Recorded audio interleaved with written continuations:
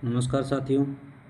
आज का वीडियो यह बहुत ही महत्वपूर्ण होने वाले है, क्योंकि आपने पिछले वीडियो में देखा था कि समाजशास्त्र से जुड़े जनक अगस्त्य कामटे जी का हमने संपूर्ण जानकारी देने का प्रयास किया था। हमने कहा था कि अगर कुछ टॉपिक छूटे हैं तो हम उसे अगले वीडियो में कवर करने का प्रयास करेंगे।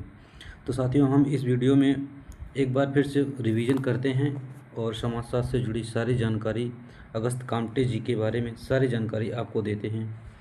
तो जैसा कि हमने पिछले वीडियो में बताया था कि आपको कि अगस्त्य कामटे जी का जन्म 1798 में हुआ था और इनकी मृत्यु 1857 में हुई थी।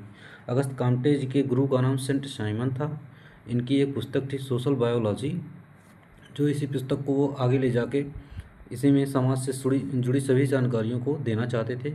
तो ये काफ़ी वृद्ध व्यक्ति थे, इस वजह से अपने इस विषय को आगे ना ले जाकर वो अपने शिष्य अगस्त्य कामट को बोलते हैं कि बेटा, अब हम बुज़ुर्ग हो गए हैं, आप हमारे इस सब्जेक्ट को आगे ले जाओ और समाज को सुधारने का प्रयास करो।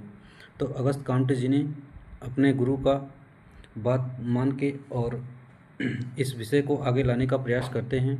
तो अगस्त्य कामटे जी की पहली पुस्तक का नाम है सोशल पॉजिटिव, यह 4 खंडों में लिखी गई है। इसके बाद इन्होंने सोशल फिलॉसफी पुस्तक लिखी है, ये 6 खंडों में लिखी गई है। आगे इन्होंने रिलीजन ऑफ ह्यूमैनिटी यानी मानवता का धर्म, ये तीसरी पुस्तक है इनकी। चौथी पुस्तक है कैचिज्म ऑफ पॉजिटिज्म। दोस्तों, इन्होंने ये 4 पुस्तक लिखा है। इन चारों पुस्तकों को आप याद कर लीजिएगा। आगे हम देखते हैं अगस्त्य कामटे जी ने समाजशास्त्र को क्या दिया है। आगे समाजशास्त्र को अगस्त्य कामटे जी ने त्रिस्तरीय नियम दिया है, जो हमारे समाज में काफ़ी ज़्यादा प्रचलित है। पहला इन्होंने धार्मिक, और दूसरा तात्विक, तीसरा प्रत्यक्षवाद। इन्होंने 3 स्टेज दिया है दोस्तों।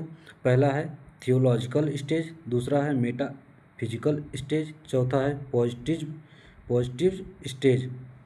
तो आगे इन्होंने एक और सिद्धांत दिया है विज्ञानों का संस्तरण, यानी कि हमारे समाजशास्त्र में समाजशास्त्र का कौन सा स्थान है।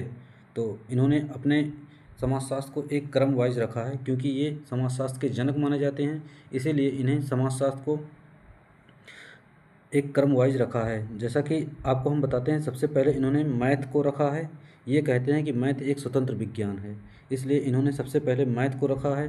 दूसरे स्थान पर इन्होंने नक्षत्र विज्ञान यानी खगोल विज्ञान को रखा है। तीसरे स्थान पे इन्होंने भौतिक विज्ञान को रखा है। चौथे स्थान पे रसायन विज्ञान, और 5वें स्थान पे इन्होंने जीव विज्ञान को, और लास्ट में और सबसे जटिल सब्जेक्ट के रूप में इन्होंने समाजशास्त्र को रखा है। तो आगे की चरण में हम इनको देखते हैं। इन्होंने सबसे पहले इन्होंने मैथ को रखा है, इसके बाद सबसे लास्ट में समाजशास्त्र को रखा है। आगे देखते हैं इन्होंने समाजशास्त्र को क्या दिया है। ये प्रत्यक्षवाद के जनक माने जाते हैं, और इन्होंने सामाजिक स्थिति और समाज की गति की इन्होंने एक और सिद्धांत दिया है, जिसे उन्होंने बताया कि समाज की स्थिति क्या है और समाज की गति की।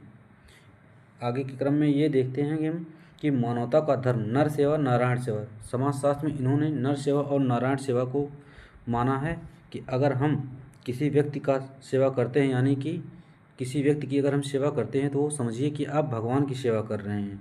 इन्होंने एक और बात कही है, इन्होंने कहा है कि मृतक इतिहास पर सदैव जीवित पर शासन करता है। अगर यह दोस्तों हमारा यह वीडियो आज का यह हमें अच्छा लगा हो, तो हमारे इस वीडियो को लाइक शेयर सब्सक्राइब जरूर करिएगा, ताकि हमें मोटिवेट मिले और हम आगे आपको एक वीडियो और बनाकर दे सकें। धन्यवाद।